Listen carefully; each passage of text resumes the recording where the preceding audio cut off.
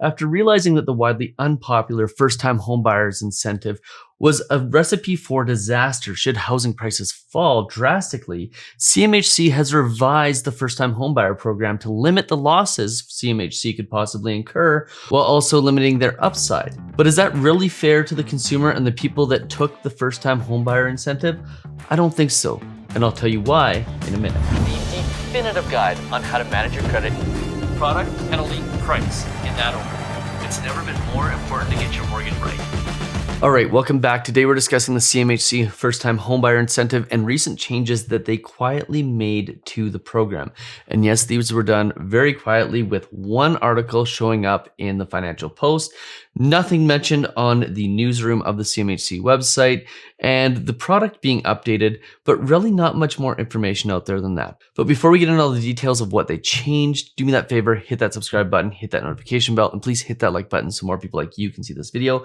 And don't forget about our Race to 25,000 subscribers giveaway, where we're going to give away $5,000 on July 1st to one lucky winner. In order to enter that contest, go to 360giveaway.ca. So let's discuss the first-time homebuyer incentive and what has happened as of late. So when they launched this program, essentially the program was designed to be an equity share with the government. If you put 5% down, they would match that with 5% down if you're buying a resale, or give you up to 10% down payment if you were purchasing a brand new construction. And this was designed to be an incentive to first-time homebuyers.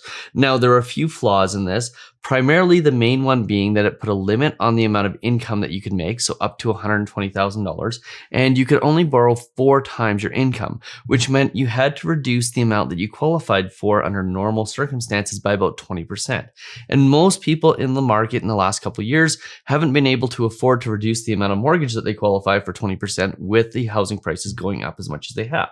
Now, when this product was introduced, they obviously didn't think about the fact that housing prices could go down, because they put no limits on downward prices and no limits on upward prices, which meant that the government shared equally based on their amount of contribution, no matter what the market did. And that seemed pretty fair. If you're going to have the government as your partner on your mortgage, you should probably share equally in the upside and the downside. Well, now the change that is being made is they are limiting both the upside and the downside to 8% per year. So in other words, if your property goes up by more than 8% in a year, CMHC, the government, will no longer take any more than that. They are limiting their potential appreciation. But the big trade-off for that is that they're also eliminating their downside to 8%. And the problem with that is that when you look at the downside is potentially almost infinite depending on how much housing prices go down. And I will talk about that in a second, but I want to show you the articles first and foremost on this. This is the one out of the Financial Post. This is one of only a few that we were able to find. CMHC rewrites the rules of homebuyer shared equity program to limit potential losses and gains.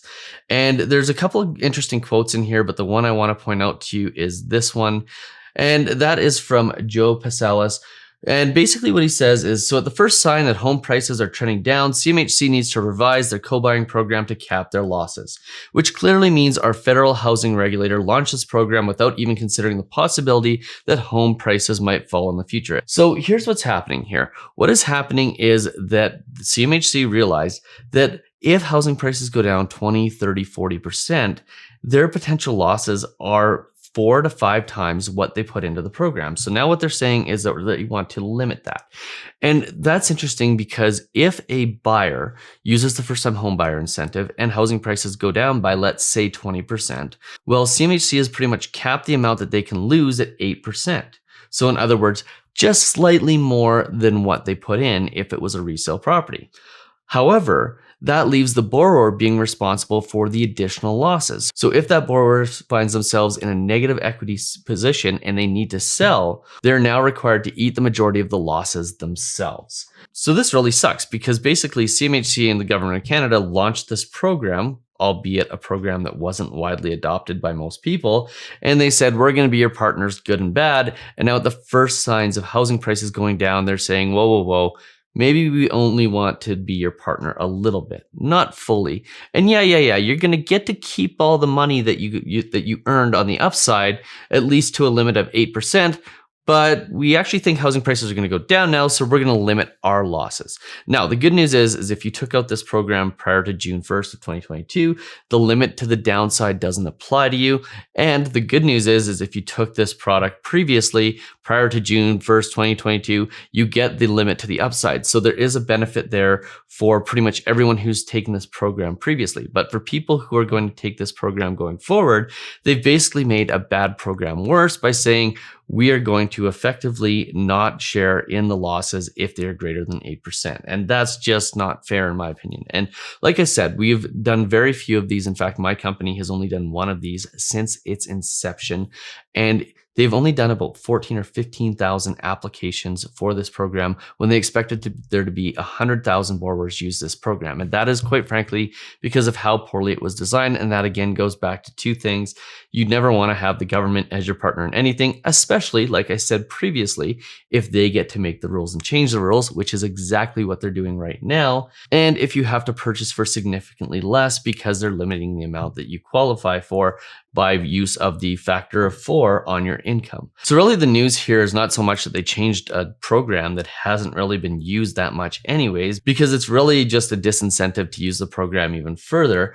But the real story here is that CMHC is in a position right now where they realize they had to limit their losses because of how much housing prices have gone up in Canada, and that they believe that they need to do this so drastically that they've changed a program in order to make sure that they do limit their losses. They wouldn't do this if they didn't think that they were at risk. And honestly, if they didn't put these limitations in going forward, yeah, they're at the risk of basically having a 4, 5, 6, 7x loss on the amount of money that they put in by not having these limitations in place. So really interesting that they did this quietly. There wasn't a lot of talk about it. And at the end of the day, this program doesn't make a ton of sense. If you are buying a home and you can come up with 5% down payment, there's really no reason to have somebody else be a partner in your purchase, especially if they can potentially charge you up to 8% when you could just have a normal mortgage at 3 or 4 or 5% and have significantly lower costs on the amount of money that you borrowed from a bank rather than having an equity share with the lenders. So really, there's not a huge story here except for the fact that CMHC seems to think that they are in a position where they need to start limiting their losses due to the potential for a housing crash at some point in the future. So if you're in the process of getting into the real estate market, we talk about all kinds of things like this in our Homebuyer Bootcamp. You can go to the link in the description below. If you're also shopping for a mortgage and you want to know how to get the absolute lowest interest rate without getting screwed, without getting any sort of things like home equity programs thrown at you, or things like discount mortgages and so on and so forth, you can go to ratesecrets.ca to get our Secrets Getting the Lowest Interest Rate course. By the way, if you go to either of those links, you can get the second course if you want both for an added discount. And as usual, if you found this video useful, do me that favor, hit that subscribe button, hit that notification bell. Please hit that like button so more people like you can see this video, and we'll see you on the very next one. Cheers.